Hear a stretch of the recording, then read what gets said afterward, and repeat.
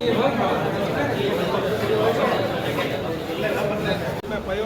இப்போ லேட்டஸ்ட் டெக்னாலஜியை பயன்படுத்தி என்ன பண்ணுறாங்க நகராட்சி நிர்வாகம்? சரி, அது மாதிரி பண்ணணும்ல. அதே நீங்கள் ஹாஸ்பிட்டல் கேம்பஸ் அந்த இடம் யாருக்கு சொந்தமான இடம்? வில்லேஜ் பஞ்சாயத்து சரி, கேட்க ஆள் இல்லைன்னு அங்கே கொட்டிடலாமா? சரி, குப்பைகளுக்கு இது கேளுங்க கமிஷனர் சார், அந்த குப்பைகளுக்கு ஒரு மாற்று வழியை கண்டுபிடிச்சி இந்த கேம்பஸ் மருத்துவக் கல்லூரி மருத்துவமனை விட்டுப்பட்டாமல் எங்கேயாச்சும் ஃபாரஸ்ட் காடு அந்த மாதிரி இடத்துல போய் கொட்டி அதை ரீசைக்ளிங் பண்ணி பிளாஸ்டிக் தனியாக, மக்கும் குப்பை தனியாக, மக்காத குப்பை தனியாக பிரித்து அதை முறையாக கையாளணும். புரியுதுங்களா? அடுத்த முறை இதேமாதிரி பத்திரிகை நம்மளுக்கு யாராச்சும் செய்தியாக்கி வந்துச்சுன்னா கமிஷனர் உங்கள் மீது கடுமையாக நடவடிக்கை எடுப்போம். இப்போ கமிட்டி வரும்போது உங்கள் வண்டி கொட்டிக்கிட்டு இருக்கு, அவங்க புகைப்படத்தோட ஆதாரத்தோட கமிட்டி காட்டுறாங்க. சிவகங்கை மாவட்டத்தோட இந்த ஆய்வு பயணம் உண்மையிலேயே மகிழ்ச்சியாக இருக்கிறது. அரசும் அதேமாதிரி உடனே அரசாணை வெளியிடுது. இப்போ உதாரணத்துக்கு மெடிக்கல் காலேஜே எடுத்துங்க, இங்கே வந்து எம்ஆர்ஐ ஸ்கேன் கிடையாது. குழு வந்து தான் நீங்கள் பத்திரிகையாளர்களும் வந்திருந்தீங்க, நம்ம பரிந்துரை செஞ்சோம். இப்போ வாங்கியாச்சு, வேலை நடந்துகிட்டு இருக்குது, அங்கே ரெடியாக இருக்குது, கொண்டு வந்து இன்ஸ்டால் பண்ணணும். சிடி ஸ்கேன் அதேமாரி வாங்கியாச்சு, இன்ஸ்டால் பண்ணணும். இன்வாய்ஸு டீன் கையிலேருந்து உங்கள்கிட்ட அங்கே காமிச்சோம். அதேமாதிரி உங்களுக்கு இந்த கண் சிகிச்சைக்கான 68 லட்சம், மொத்தம் 94 லட்சத்தில் 2 மிஷின் வாங்கி பொருத்தப்பட்டு பயன்பாட்டுக்கு வந்திருக்கு. 14 பயனாளிகள் பயன்பெற்று இருக்கிறாங்க. சிடி ஸ்கேனில் நூற்றுக்கணக்கானவங்க பயன்படுறாங்க. இப்போ ஏற்கனவே 2017 ஒன்று நிறுவப்பட்டிருக்கு. இப்போ புதுசாக ஒன்று வாங்கி நிறுவப்பட்டால் இன்னும் கூடுதலாக மக்களுக்கு பயனளிக்கக்கூடிய வகையில் இருக்கும். அதேமாதிரி ஒவ்வொரு திட்டங்களும் இன்றைக்கு அந்த ஆன்கோயிங் ப்ராசஸில் இருக்கிறது கூட கொஞ்சம் கொஞ்சம் முன்னேற்றமாக இன்றைக்கு அடைஞ்சிருக்கிறது. உதாரணத்துக்கு நம்முடைய பேருந்து நிலையம் சொன்னோம், அது பக்கத்தில் அதை கடை கட்டி இப்போ கம்ப்ளீட் பண்ணிட்டாங்க. பேருந்து நிலையம் இவ்வளோ மோசமாக இருக்குது அப்படின்னு சொன்னோம். நீங்கள் எம்பி எம்எல்ஏக்களை போய் சந்தித்து நிதி பெறக்கூடாதா அப்படின்னோம். இன்றைக்கி நம்முடைய ப. சிதம்பரம் அவர்கள் பெருந்தன்மையோடு அவர் கார்த்திக் சிதம்பரங்களை நிதி கொடுத்து இப்போ அந்த பேருந்து நிலையம் பணி ஏதோ ஒரு விதத்தில் அந்த பணி நடக்குது. அதேமாதிரி சில ஊட்டச்சத்து அங்கன்வாடி மயில்களுக்கு எம்எல்ஏக்களை போய் பார்த்தீங்களா, எம்பிக்களை போய் பார்த்தீங்களா அப்படின்னு கேள்வி எழுப்பணும். அதற்கு பிறகு போய் பார்த்து இந்த 10 லட்ச ரூபா, 20 லட்ச ரூபா, 30 லட்ச ரூபானுடைய பணிகள் செஞ்சுருக்காங்க. சில ஏடி மைன்ஸ் ஃபண்டுன்னு சொல்லக்கூடிய கலெக்டர் சேர்பர்சனாக இருக்கிற சுரங்க நீதியில் சில பணிகளை செஞ்சு கொடுத்துருக்காங்க. ஆக அதை கேள்வி கேட்கின்ற ஒரு சிஸ்டம் இருக்கிற காரணத்தினால்தான் இந்த அதிகாரிகளுக்கு இப்படி ஒரு உறுதிமொழி இருக்குது, அதை நாம் தான் நிறைவேற்றணும் என்கிற அந்த எண்ணம் அவர்களுக்கு வந்து சம்பந்தப்பட்ட மாவட்ட ஆட்சித்தலைவர்களை அணுகி, உரிய அதிகாரிகளை அணுகி அந்த உறுதிமொழியை நிறைவேற்றுவதற்கு அவர்கள் நடவடிக்கை எடுக்கிறாங்க. ஆக அந்த வகையில் இந்த குழுவை பொறுத்த வரையில் இதோட ஆத்தென்டிக்காக நாங்கள் கேள்வி எழுப்புகிற ரைட்ஸ் இருக்குது. ஏன்னா அமைச்சர், துணை முதலமைச்சர், முதலமைச்சர் எதையெல்லாம் மக்களுக்கு அறிவிப்பாக வெளியிடுகிறார்களோ, எதையெல்லாம் மக்களுக்கான திட்டங்களாக உறுதிமொழியாக அறிவிக்கிறார்களோ அதையெல்லாம் நிறைவேற்ற வேண்டிய பொறுப்பும் கடமையும் இங்கே துறைத் தலைவர் அளவிலும் மாநில துறைத் தலைவர்களுக்கும் துறையின் கூடுதல் செயலாளர்கள், முதன்மைச் செயலாளர்களுக்கு அது இருக்கிறது. ஆக அந்த கடமையை ஏன் நீங்கள் செய்யவில்லை என்று என்ன சொல்லுவாங்க, உரிமையோடு கேட்டு இந்த உரிமை குழு அந்த பணியை செய்ய அவர்களை பணிக்கிறது. தமிழ்நாடு முழுவதும் வந்து நீங்கள் மேஜரான இஷ்யூ எதை எடுத்துருக்கீங்க, அதை எப்படி நிவர்த்தி பண்ண பரிந்துரை பண்ணிருக்கீங்க? இல்லை, இப்போ உங்களுக்கு தெரியும் தமிழ்நாடு முழுக்க உரிமைகள் மருத்துவக் கல்லூரி அமைக்கப்படுகின்ற மருத்துவக் கல்லூரி அமைக்கப்பட்டிருக்கு. இப்போ உதற்கு மானாமதுரில் கலை அறிவியல் கல்லூரி அமைக்கப்படுன்னு அறிவித்தாங்க. இப்போ அமைக்கப்பட்டு தான் கேட்டிருக்கேன். அரசு ஜியோ போட்டு அமைச்சு மாணவர்கள் வேறு ஒரு இடத்துல படிச்சுக்கிட்டு வராங்க. இப்போ அவங்களுக்கு அடுத்த கட்டமாக சொந்த கட்டடம், அதுக்கும் இப்போ அரசாணை வெளியிடப்பட்டு நிதி ஒதுக்கப்பட்டு கட்டடம் கட்ட போகிறோம். ஆக இந்த மாதிரி தான். ஆக நாங்கள் அதை ஃபாலோ பண்ண அடுத்தடுத்த அந்த திட்டங்கள் முன்னேற்றம் அடைகிறது. சுகாதாரம், தண்ணீர், குடிநீர் பிரச்சனை, இந்த மாதிரி பிரச்சனைகளை வந்து நீங்கள் எப்படி அணுகுறீங்க? குடிநீர் உங்களுக்கு தெரியும், ஏற்கனவே காலையில் பத்திரிகையாளர்கிட்ட அதற்கான பதிலை சொல்லிட்டு, அதனால தான் நான் சொல்லலை. 1750 கோடி ரூபாயில் ஒரு கூட்டு குடிநீர் திட்டம் சிவகங்கை மாவட்டம் முழுவதும் பயன்பெற வேண்டும். அது 2011 அறிவிக்கப்பட்டு 2013 அது உயிர் கொடுக்கப்பட்டு 2021 தான் அது அதிகாரப்பூர்வமான அரசாணையாக வெளியிட்ட காரணத்தினால் தற்போது அது கிட்டத்தட்ட 2159 கோடி ரூபாயில் கூடுதலான செலவோடு அந்த திட்டம் நிறைவேற்றப்பட்டிருக்கிறது. இந்த ஆண்டு அக்டோபருக்குள் சிவகங்கை மாவட்டத்தில் அனைத்து மக்களுக்கும் காவேரி கூட்டு குடிநீர் திட்டத்தின் கீழ் பாதுகாக்கப்பட்ட குடிநீர் வழங்குவதை தமிழ்நாடு குடிநீர் வடிகால் வாரியம் உறுதி செய்து அதற்கான உத்தரவாதத்தை, அந்த பணி நிறைவடைந்திருக்கிற சூழல்களையும் நடந்தேறிய இடத்தையும் நாங்கள் ஆய்வு செய்து உறுதி செய்திருக்கிறோம். காரைக்குடி பாதாள சாக்கடை திட்டம் எந்த அளவில் இருக்குது, அதை பற்றி உங்களுக்கு கவனத்துக்கு வந்துச்சு? காரைக்குடி பாதாள சாக்கடை திட்டம் இந்த உறுதிமொழியில் இருக்கிறது. அந்த பணிகளை குறித்து சம்பந்தப்பட்ட துறை அதிகாரிகளுக்கு உரிய அறிவுரைகளை குழு வழங்கியிருக்கிறது. காரைக்குடியை சேர்ந்தவர் தான் எங்களுடைய குழு உறுப்பினர் திரு மாங்குடி அவர்கள். அவரும் அதுக்கு சில ஐயங்களை, சில டவுட்டை சம்பந்தப்பட்ட அதிகாரிகளும் கேட்டு தெளிந்திருக்கிறார். இதுபோன்று மிக முக்கியமான திட்டங்களை உடனே நிறைவேற்ற வேண்டும். அதுபோன்று கடந்த காலங்களில் கொள்கை முடிவை அரசு எடுப்பதற்கு முன்பாக சில நகரங்களில் பாதாள சாக்கடை திட்டங்கள் அறிவிக்கப்பட்டிருக்கிறது. அப்படி ஒரு நகராட்சிக்கு அறிவிக்கப்பட்டு அது நடைமுறைப்படுத்துவதற்கு உரிய உத்தரவுகளையும் பரிந்துரைகளையும் வழங்கியிருக்கிறோம். அதுக்கு என்ன காரணம்னா, இப்போ அரசு கொள்கை முடிவு எடுத்துட்டாங்க. 1 லட்சத்துக்கும் மேற்பட்ட மக்கள் தொகை வாழ்கிற பகுதியில் மட்டும்தான் பாதாள சாக்கடை திட்டம் வரணும் அப்படின்னு. ஆனால் இந்த மாவட்டத்தை பொறுத்த நல்வாய்ப்பாக ஒரு நகராட்சிக்கு அப்படி மக்கள் தொகையெல்லாம் கணக்கு எடுக்காமல் அங்கே பாதாள சாக்கடை திட்டம் நிறைவேற்றப்படும்னு ஒரு அறிவிப்பு இருக்குது. அந்த அறிவிப்பை பயன்படுத்தி நீங்கள் 2012 அந்த உறுதிமொழி அதை பயன்படுத்தி அந்த திட்டத்தை நிறைவேற்றுங்கன்னு சொல்லி பேரூராட்சித்துறை உதவி இயக்குநருக்கு அறிவுறுத்தியிருக்கிறோம். அதேமாதிரி இங்கே நகராட்சி ஆணையருடைய பதிலை விட இந்த மண்டலத்துக்கான நகராட்சி நிர்வாக இயக்குனர் இணை இயக்குனருடைய அவரை அழைத்து அவர் மூலமாக சிலதை பொறுப்பேற்க செய்திருக்கிறோம். பார்த்தீங்கன்னா இந்த குப்பைகள்லாம் கையாளுறதுல வந்து நகராட்சி நிர்வாகம் படு தோல்வியாக இருந்துச்சுன்னு. ஏன்னா ஏற்கனவே தமிழக வாழ்க்கை கட்சி சார்பில் கூட இங்கே நகராட்சியில் ஒரு போராட்டமே நடந்துச்சு. இப்போ எப்படி வந்து பார்த்தீங்கன்னா குப்பை எங்கே பார்த்தாலும் குப்பையாக தான் இருக்குது. அதை ஒரு முறையாக வந்து அப்புறப்படுத்துறது. பத்திரிகை நீங்கள் மூத்த பத்திரிகையாளர் உங்களுக்கு தெரியும்னு நினைக்கிறேன். மருத்துவக் கல்லூரிக்கு நாங்கள் அந்த வழியாக தான் போனோம்.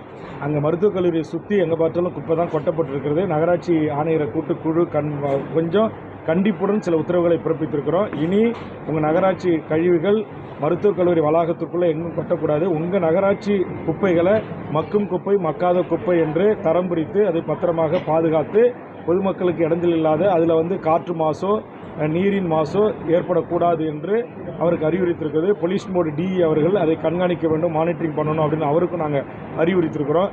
அதை மேலே இங்கே இருக்கிற சில மாடுகளை குழு ஆய்வு செய்யும் போது பார்த்தோம், இந்த பிளாஸ்டிக்கை தின்னுக்கிட்டே இருக்குது, மருத்துவ கழிவுகளை தின்னுது.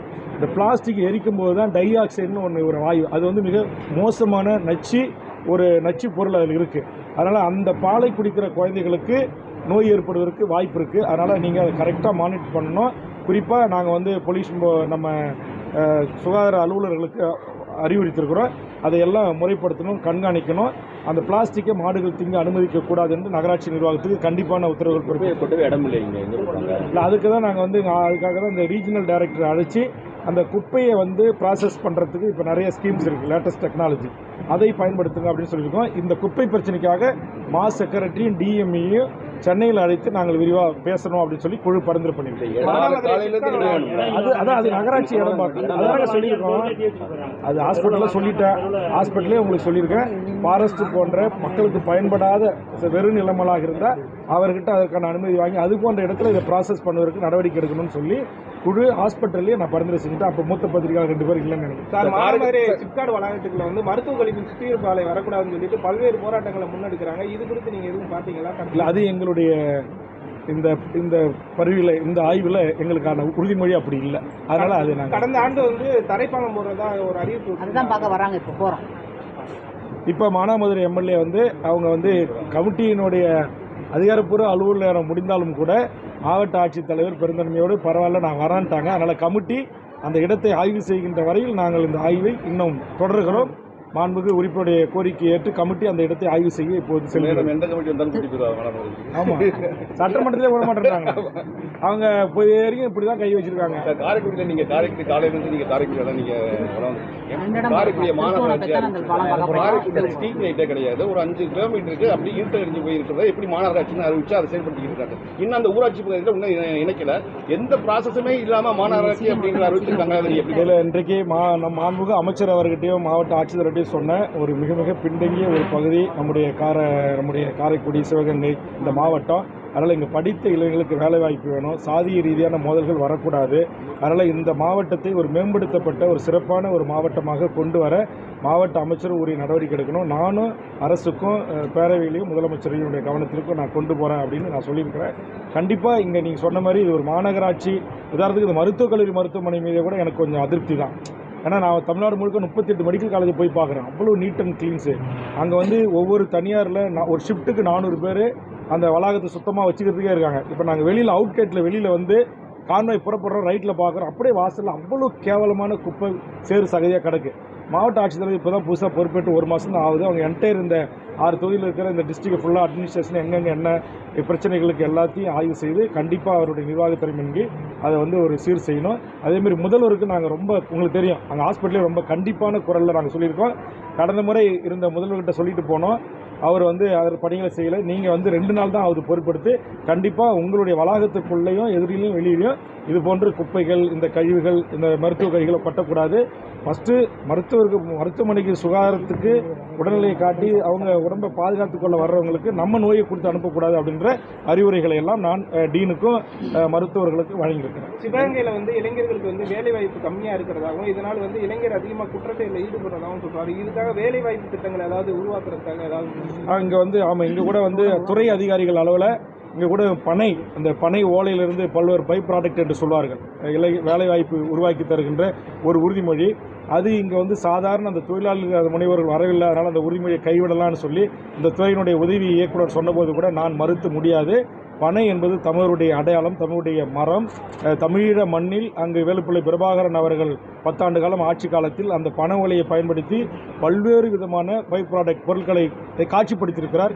அதையே இன்றைக்கு சிங்கள அரசு கூட காட்சிப்படுத்தியிருக்கிறது. அதற்கான அத்தாட்சி என் கையில் இருக்கிறது என்று நான் கோடிட்டு அந்த உறுதிமொழியை நான் வந்து க்ளோஸ் செய்யாமல் அதுக்கு உயிர் கொடுத்து அது மாநில பட்டியலுக்கு மாற்றம் செய்து துறை அதிகாரிகள் மூலமாக அந்த பனை வெல்லம், பனை ஓலை, கிளுக்கிழப்பிலிருந்து, விசிறிலிருந்து, அந்த மரங்கள்லேருந்து அத்தனையும் பயன்படக்கூடிய ஒரே ஒரு துளி கூட வீணாகாமல் ஒரு மரம் இந்த மக்களுக்கும் மண்ணுக்கும் பயனுறுது என்று சொன்னால் அது பனை மரம். ஆக அதிலிருந்து ஒரு தொழிலை அரசு கண்டிப்பாக இந்த மாவட்டத்தில் நடத்தணும்னு சொல்லுவோம். அதேமாதிரி கிட்டத்தட்ட 4 உறுதிமொழிகள் நீங்கள் சொன்ன அந்த கேள்விக்கு விடைபெறுகின்ற போது மானாமதுரை எம்எல்ஏ திருமதி தமிழரசி அவர்கள் கேட்டிருக்கிறாங்க. அது வந்து ஷிப்கோ, டிட்கோ, ஷிப்காட் இந்த தொழில் உருவாக்குவதை குறித்து அதுலேயும் இங்கே வந்து சில தொழில் முனைவோர்கள் பங்களிப்பு செலுத்தலை, முன் வரல அப்படின்ற பதில்கள்லாம் இருக்குது. அதெல்லாம் சொல்லக்கூடாது. நீங்கள் உரிய விளம்பரம் செஞ்சு அந்த தொழில் முனைவர்களை கொண்டு வருவதற்கு நீங்கள் நடவடிக்கை எடுக்கணும் அப்படின்னு சொல்லியிருக்கோம். அதேமாதிரி டைட்டில் பார்க் ஒன்று இன்றைக்கி உருவாகிக்கின்றிருக்கு.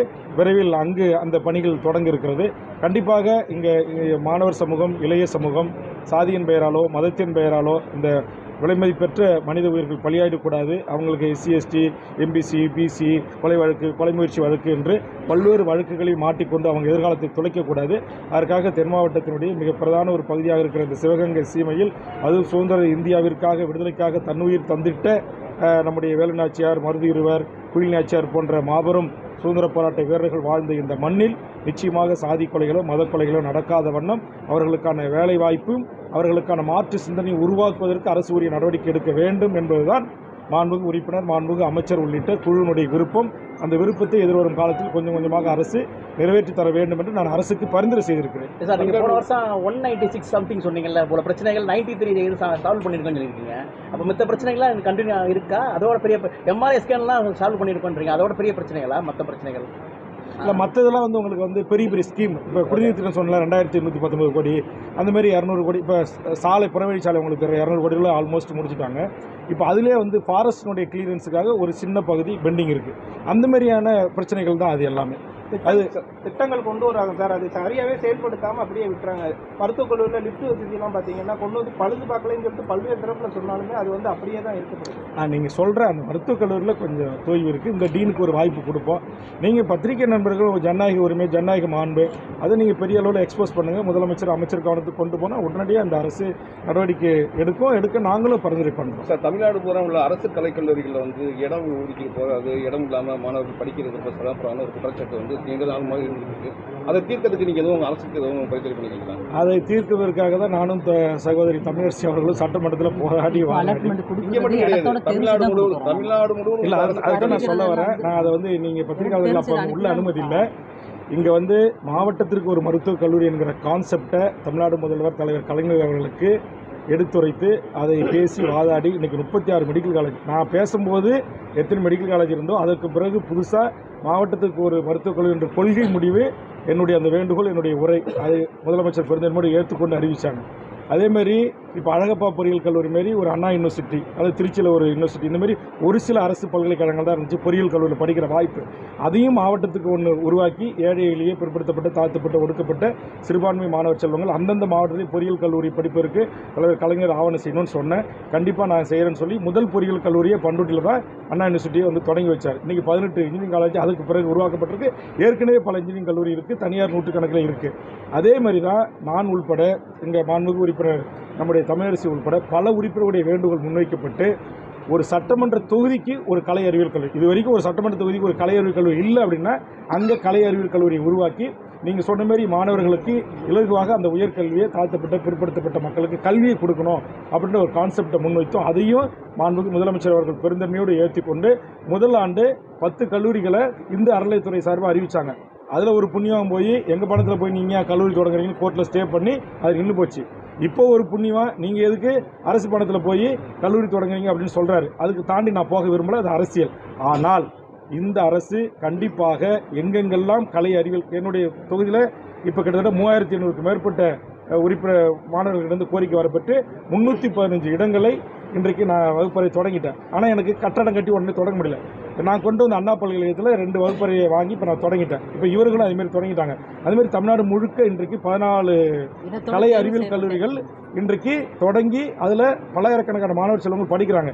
நீங்கள் சொன்னது 100க்கு 100 உண்மை. என்கிட்ட வந்த 3800 மணியில் நான் 300 பேருக்கு தான் இடம் கொடுத்துருக்கேன். அப்போ மீதி மாணவர்களுக்கு டிமாண்ட்ஸ் இருக்குது. நல்ல மாண்புமிகு தமிழக முதலமைச்சர் கண்டிப்பாக இந்த கலை அறிவியல் கல்லூரி எண்ணிக்கையை கூடுதல் ஆக்கி கண்டிப்பாக எப்படி மாவட்டத்துக்கு ஒரு மெடிக்கல் காலேஜோ, மாவட்டத்துக்கு ஒரு பொறியியல் கல்லூரியோ, அதுபோல் தொகுதிக்கு ஒரு கலை அறிவியல் கல்லூரி உருவாக்கி ஏழை எளிய மாணவர் செல்வருக்கு இந்த உயர்கல்வியை தருவார்கள் என்ற நம்பிக்கை எனக்கு இருக்கிறது. நீங்கள் உறுதிமொழி கொடுக்கிற தலைவராக இருக்கிறதுக்கு அப்புறம் எத்தனை எண்ணிக்கை இருக்குங்க, எத்தனை பிரச்சனைகள் வந்திருக்கு, எத்தனை தீர்த்து வச்சு? 15,000க்கு மேற்பட்ட உரிமொழிகள் நான் பொறுப்பேற்கின்ற போது நிலுவையில் இருந்துச்சு. அதில் இப்போ கிட்டத்தட்ட 10,000க்கு மேற்பட்ட உரிமொழிகளை ஓயாமல் அண்ணா நகர் எம்எல்ஏ அண்ணன் மோகன், காரைக்குடி எம்எல்ஏ மாங்குடி, அதுமாரி எங்கள் குழுவில் உறுப்பினராக இருந்த சேலம் எம்எல்ஏ அருள், அதுமாரி நம்முடைய அதிமுகவினுடைய எம்எல்ஏ பெருங்களத்தூர் ஜெயக்குமார், அதுபோன்று சோழிங்கநல்லூர் எம்எல்ஏ அரவிந்த் ரமேஷ், மதுரை தளபதி மாவட்ட செயலாளர் சட்டமன்ற உறுப்பினர், இதுபோன்று திரு சீனிவாசன் விருதுநகர் சட்டமன்ற உறுப்பினர், பல எம்எல்ஏக்கள் என்னுடைய வேகத்துக்கு ஈடு கொடுத்து தவறாமல் ஒரு கமிட்டியை கூட மிஸ் பண்ணாமல் இந்த குழு ரொம்ப தமிழ்நாட்டிலே ரொம்ப ஆக்டிவாக இருந்து இந்திய நாட்டினுடைய நாடாளுமன்றத்தினுடைய தலைவர் அவர்களாலும் மிகச்சிறந்த ஒரு குழுவாகவும் இந்தியாவுடைய வரலாற்றிலேயே இந்த குறிப்பிட்ட காலத்தில் இவ்வளவு அஷூரன்ஸை 10,000க்கு மேற்பட்ட அஷூரன்ஸை கிளியர் செய்த ஒரே ஒரு இந்திய அளவில் இருக்கிற சட்டமன்றங்கள் இருக்கிற ஒரே உரிமொழி குழு தமிழ்நாடு அரசின் இந்த சட்டப்பேரவை அரசு உரிமொழி குழு தான். இந்த 10,000 உரிமொழி என்பது 10,000 மக்களுக்கான பிரச்சனைகளை, மக்களுக்கான திட்டங்களை மக்களுக்கு சென்றடைவதை உறுதி செய்திருக்கிறது. அதனால் 10,000 அஷூரன்ஸை நாங்கள் கிளியர் பண்ணியிருக்கிறோம். கிராமப்புறத்தில் வளர்ச்சிக்கு அரசு பல்வேறு திட்டங்களை செஞ்சுட்டு வருது. ஆனால் இன்னமும் கிராமப்புறத்துல இருந்து நகர்ப்புறத்துக்கு மக்கள் போயிட்டு இருக்குதா சொல்றாங்க. அப்போ கிராம வளர்ச்சி அடையலையா இல்லை நகர? அது நகரத்தின் மீது மக்களுக்கு இருக்கிற ஒரு மோகம். இன்னொன்று, வந்தவரை வாழ வைக்கும் சென்னை என்ற ஒரு பேர் இருக்கு. எப்படியோ சென்னைக்கு போனவங்க போசிக்கிறாங்க அப்படின்னு. அதனால அது அது வளர்ச்சி அடைய நகரத்தை நோக்கி மக்கள் பயணிக்க தான் செய்வாங்க. அதில் அடிப்படை வசதி இல்லை, ஒரே நிமிஷம், அடிப்படை வசதி இல்லாமல் எந்த மக்களும் போறதில்லை. நீங்கள் ஆசை ஒரு பத்திரிகை நண்பராக எடுத்துங்க, இன்னைக்கு அவங்க கூட வாங்க. நான் இந்த திமுக ஆட்சி அண்ணா திமுக ஆட்சி சப்போர்ட் பண்ணணும்னு சொல்ல. சில பேர் சொல்லலாம் திராவிடத்தால் வீழ்ந்துட்டோம், திராவிடத்தால் அழிந்துட்டோன்னு. நீங்கள் நான் சேலஞ்சு பண்ணி சொல்கிறேன். நான் 2 அரசியல் கட்சியை அரசியல் தான் விமர்சிக்கிறேன். ஆனால் இன்னைக்கு இந்திய அளவில் எல்லா ஸ்டேட்டுக்கும் நம்ம போவோம். ஆனால் இன்னைக்கு ஒவ்வொரு குக்கிராமத்திலையும் ஒரு பஞ்சாயத்துக்கு உட்பட்ட ஒரு பிஹெச் இருக்குது, ஒரு ரேஷன் கடை இருக்குது, எல்லாமே இருக்குது. நீங்கள் கேட்கலாம் உடனே ஒரு மதுக்கடை இருக்குன்னு, நான் ஒத்துக்கிறேன், இல்லைங்களே. ஆனால் இன்னைக்கு தமிழ்நாடு போன்ற அடிப்படை கட்டமைப்பு வசதிகள் கொண்ட இன்னைக்கு 100 குடும்பம் வாழ்னா கூட சார் அங்கே ஒரு ஈபி லைன் போகுது சார். கடல் எல்லைக்கும் கடலுடைய நீர்மட்டத்துக்கும் நம்முடைய சராசரி நீர்மட்டத்துக்கும் 5000 அடி 2000 அடி இருக்கிற பகுதியில் கூட மலைவாழ் மக்களுக்கு, எஸ்சி எஸ்டி மக்களுக்கு மின்சாரம் இருக்குது. போன வாரம் நாங்கள் தென்காசிக்கு போனோம். அங்கே வெறும் 12 மாணவர்களுக்கு 6 ஆசிரியர்கள். அதுக்கும் போன வாரம் தேனிக்கு போனோம், தென்மலையில் வெறும் 56 மருத்துவமனைக்கு 12 டீச்சர்ஸு. நீங்கள் இந்த அடிப்படை வசதிகள்லாம் கொண்டு நீங்கள் பிஹெச்லேருந்து ரேஷன் கடையிலேருந்து மக்களை தேடி மருத்துவம், இல்லம் தேடி கல்வி, இது போன்ற எண்ணற்ற திட்டங்கள் இன்றைக்கி சென்றடைவது, அந்த திட்டங்களை தீட்டுவது 2 அரசுகளையுமே நான் சொல்கிறேன் போட்டி போட்டுட்டு அறிவிக்கிறாங்க. அதில் இந்த பீரியட் என்பது மக்களுக்கான திட்டங்களை அதிகமாக அறிவித்த ஒரு காலம் இந்த காலம். கிராமப்புறங்களில் பேருந்து வசதியே இன்னும் இல்லாத, அப்படி இல்லாத கிராமங்கள் சொல்லுங்கள். இப்போ நான் கமிட்டிக்கு போகிறேன் சார், என்கிட்ட அப்படி யாராச்சும் பேருந்து எங்களுக்கு இல்லை, நாங்கள் மக்கள் வாழ்கிறேன்னு சொன்னால் எம்டியை கூப்பிட்டு ஆன் தி ஸ்பாட்டில் கமிட்டியாக கையசிச்சு கொடியசிச்சு நாங்கள் தொடங்கி வச்சுருக்கோம். நீங்கள் அந்த மாதிரி ஒரே ஒரு மனு இன்னைக்கு கொடுங்க, 24 மணி நேரத்தில் நான் பேருந்து விடுறேன், நான் பொறுப்படுத்துக்கிறேன். நன்றி சார்.